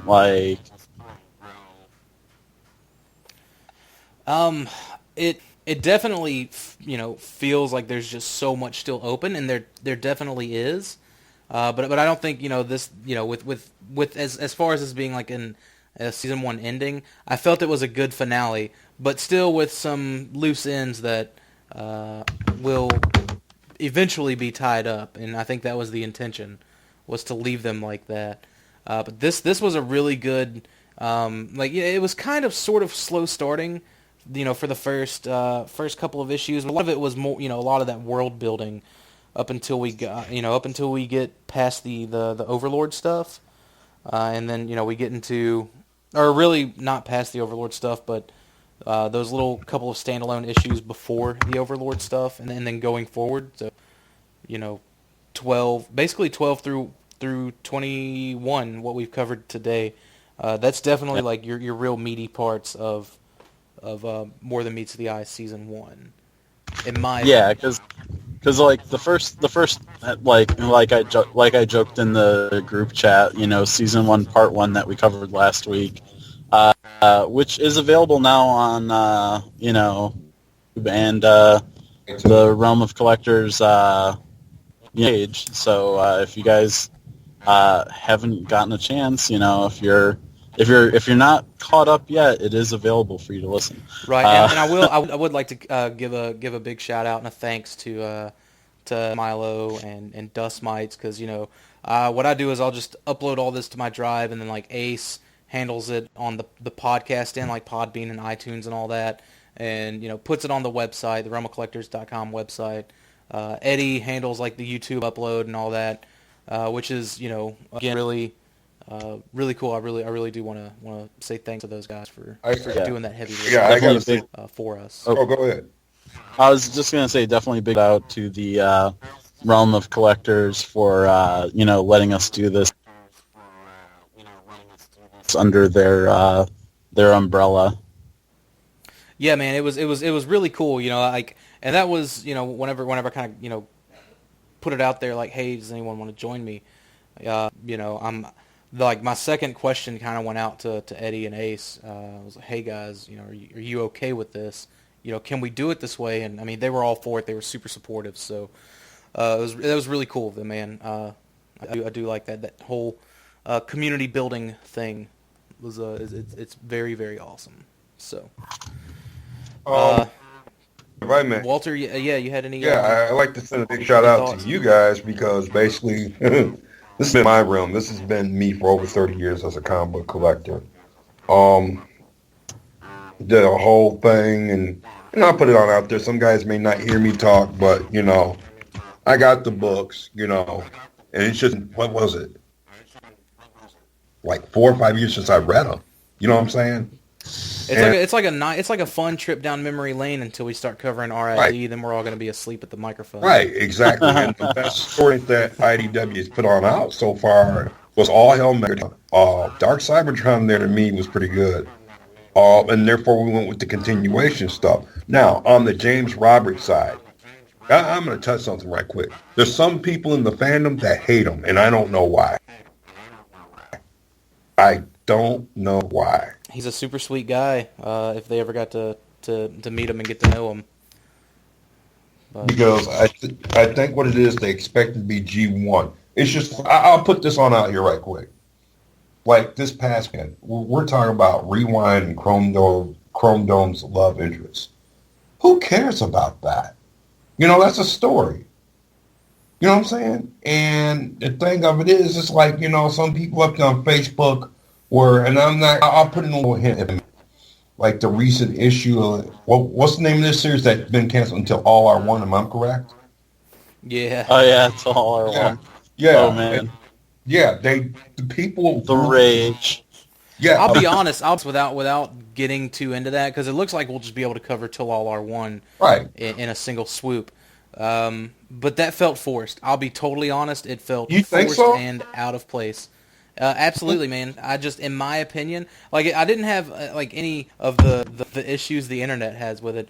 I just felt that it was forced. Where Chrome Dome and Rewind was presented super naturally. It was built and it worked its way in with and through the story. But what happens until R1? It's like it literally came out of nowhere and it felt forced. In my opinion. You know what? Yeah, I have to echo Dakota's sentiments. Like it feels like it's there just for the sake of it being there, and feel like it doesn't feel like it naturally evolved like the Rewind Chrome Dome relationship. Yeah, that said, that was we didn't get that was go ahead. The best writing. I'm sorry. Well, I just wanted to point out that was the best writing that we've ever seen for Starscream, in my opinion. I will say that, but go ahead. No, I mean, here, let me educate the audience here right quick, because it's like what Greg said earlier before we hopped off. I really do want this audience, at least half of the people to hear this. Half of the fandom, and I'm not trying to take shots or anything, but I'm going to tell the truth, and the truth hurts. Half of them are hypocrites. You got comic characters that some of them are gay or lesbian. I'll go with one Batwoman. She's a lesbian. Okay, what's the name from the X-Men? Northstar. He was gay. There's been no outrage on this. But this past issue that came on out, how can you have outrage in a Facebook group that blows up completely and just say, oh, I don't want no gay bots. Those are not my bots. When do they ever start becoming your damn bots? Well, it's not just that, but like it's not. They don't like, I don't know what's the word. How do I tackle this verbally?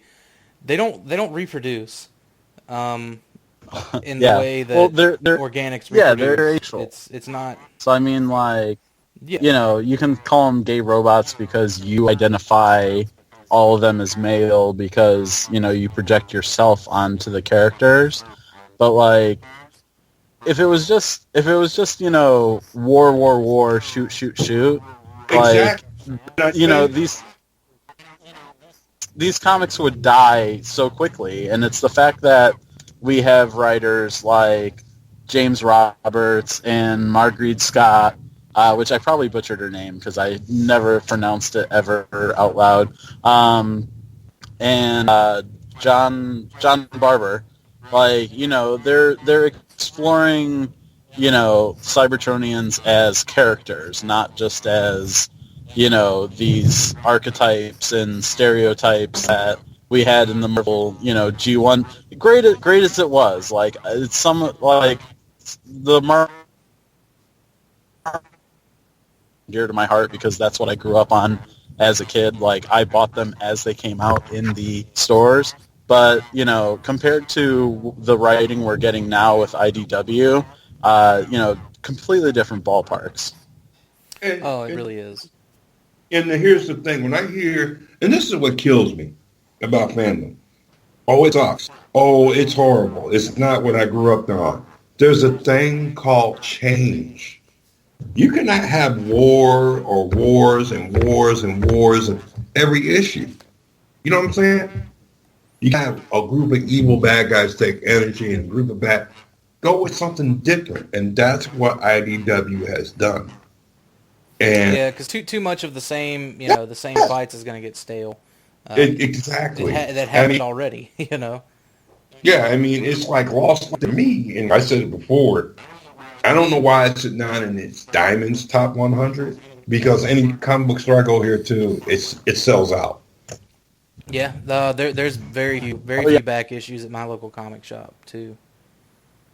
Yeah, if I don't make it to my comic book shop by Friday at the latest, like, there's a good chance I will not get a hard copy of Lost Light or, you know, I mean, Till All Are One, Optimus Prime's definitely been sticking around. You know, not to knock the creative team on that, but it doesn't seem like it's as well received as Lost Light and Till All Are One. But yeah, I mean, it seems, and I don't know if it's shops under ordering because they don't want to be sitting on a lot of backstock. But yeah, if you don't get to the comic book shop the week of release, like, there's a good chance you will not get a hard copy in my neighborhoods, you know, being, you know, Brandon / Tampa, Florida. See, you know, I'm not in as a, well, I mean, it's a pretty heavy populated area, but it's not like big, heavily populated. I'm pretty, like, I don't know, I really luck out because I don't really buy variants. I just find, like, with the exception of, like, some of the Sins of the Wreckers books, I bought some variant covers that I really liked. And even last year the Wreckers. But go, yeah. I'll wait for you to wrap up because I wanna kind of whine about my Ultra Magnus obsession after you're done. All right. I was gonna say, like, my local comic shop, they seem to give me the covers that I want. Just, you know, anyways, on my pull list. So like with this week, you know, I got the Megatron cover, which is the cover that I wanted the most for Lost Light number 6. So, like, I just luck out and get the covers that I want. So, anyway, that's all I wanted to say. In relation to, like, you know, alternate covers, retailer incentives, whoever decides the retailer incentives for More Than Meets the Eye or ID in general, like, they must have a vendetta against Ultra Magnus because I actually, the last weekend I went through TF Wiki and I went through a good number of the IDW comics because if you guys aren't, for listeners, if you're already clued into it, I am a huge Ultra Magnus collector, and being that I have pretty much every toy iteration of Ultra Magnus, I've now moved into collecting comics with Ultra Magnus dominantly featured on cover. And let me tell you, like I'd say like 80% of the covers that have Ultra Magnus or predominantly feature him are retailer incentives. So it's going to be an expensive and time-consuming trek for me to track down all these Ultra Magnus covers. And big shout out to Walter. I know I shouted out in all the Facebook groups, but he went to a local comic book shop up in Chicago, or not Chicago. Where are you at? Ottawa? No, Waukegan, Illinois. Oh, Waukegan. Okay, all right. I mean, I used to live up there. I should know that. Oh, you serious? Yeah, I grew up in Mount Prospect. Oh shit! Where do you live at now? I'm down. I'm down in Tampa, Florida. It's definitely a very distinctive change. But yeah, Walter was at the local comic looking for something for Dakota, and I asked him to peek through the boxes, see if he could find any Ultra Magnus covers, and he found a cover from the ongoing that was written by Mike Costa and drawn by Don Figueroa. It was actually an Andrew Wildman cover, so it's in the Marvel G1 art style. And really, really awesome cover. Really, really appreciate that he was able to make that happen for me. Thank you, Walt. Hey, you're welcome. This is what I'm going to say. I want to get to something right quick. This is what it is. With the comic book covers and all, like, comic stores have to order up a certain just to get that one last copy. That one last copy is going to be very, very, very hard. So I want to put that all out there to people. And here's another thing there, too. I want to reach this audience here, too. With the IDW universe, we have gotten characters. Okay, how does it work? First appearance, key characters. I want to let the people know, but this ain't like Marvel where, well, it's just a big key issue. No, it's just, some characters are fully making their appearance. And I want to touch there on something there right quick with Spyros. Are you still there? Spiros, yeah. I'm sorry. Oh, man. No, it's all right. It's one of my pet peeves, and I figure I wouldn't be too harsh on you. I want to put something, a little bit of a nugget out here to some people. I don't know which it was, but it was from Marvel. It dealt with Secret Wars 2. It's a Transformer, in a way, tie-in with Circuit Breaker. What? And, yeah. And in the early issues of Transformers, I think it was 6 or 7, there's a guy into X-Men with the Savage Land. Yeah, because that's where the Dinobots originated from. Yeah. So I thought I'd let the audience know. But yeah, it's... And Black Suit Spider-Man faced off against Megatron. And that was issue 3, wasn't it? Yes. Yeah. Yeah, I've got the first 5 issues.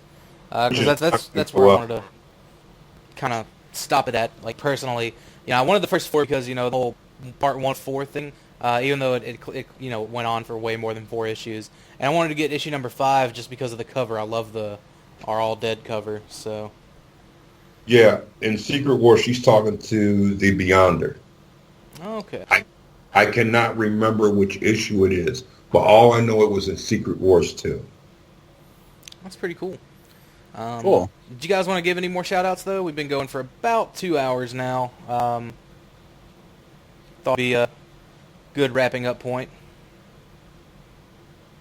Yeah. Give a shout-out for this podcast crew, as usual. Shout-out to Realm Collectors for giving me the opportunity there to do this. And to hardcore collectors as well, to the tea community and toy community as a whole.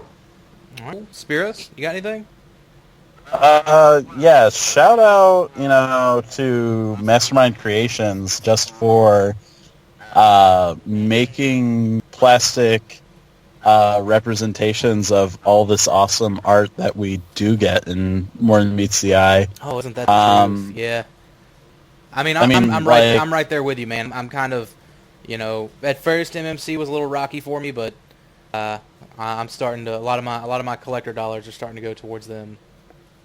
I mean, just if just to kind of lay out what is on the horizon from Mastermind Creations for listeners who might not be as into third party as we are. There's a Rodimus figure based on More Than Meets the Eye. There's a Megatron figure based on his appearance in later issues of More Than Meets the Eye and Lost Light. Supposed to come out this month, basically. Well, I bet they're going to be pushed back because they still, like Turbine, their Whirl still hasn't come out. Yeah, they from what I understand, they shifted a couple of releases around. I believe coincide with convention season. So hint. If you see a Mastermind Creations release come out soon, there may be a convention repaint right around the corner.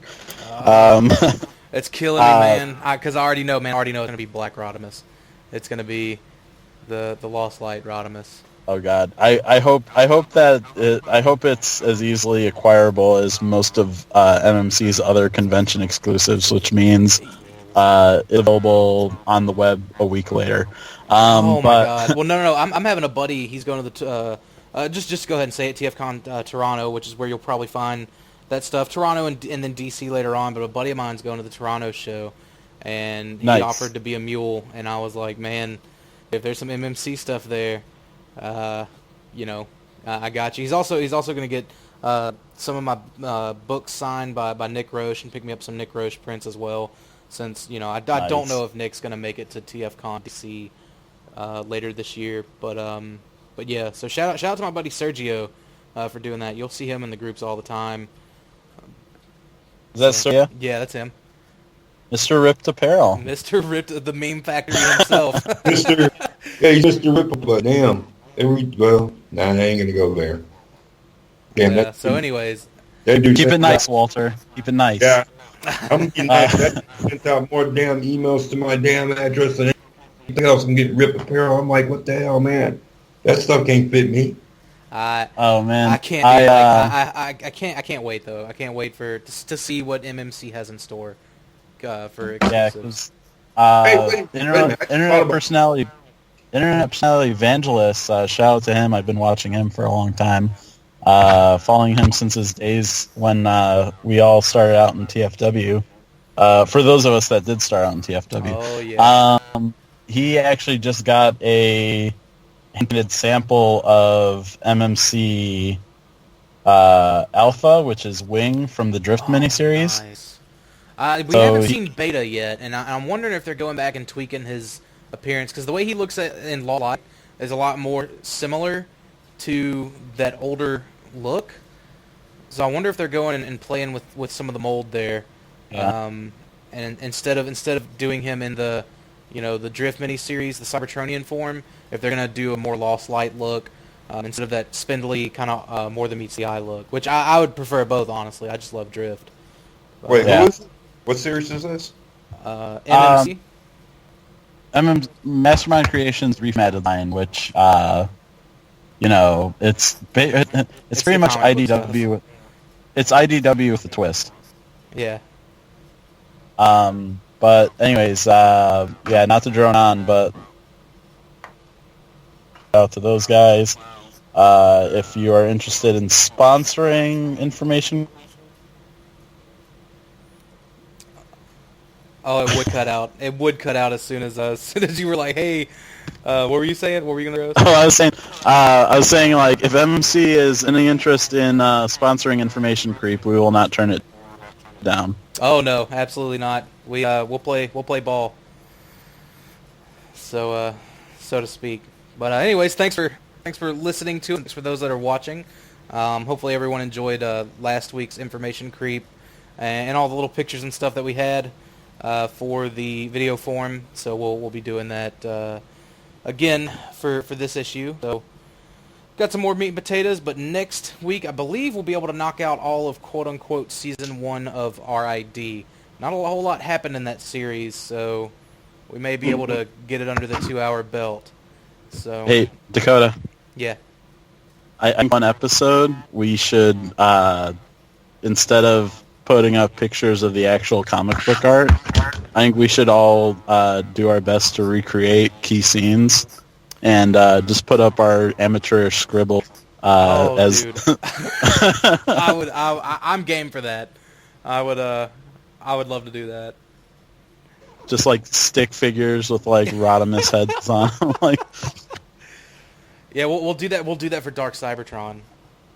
oh my god. Yeah, that'll be perfect. So, anyways, until next week, guys. We'll see you then. Thanks for listening. Thanks for watching. Have a good night.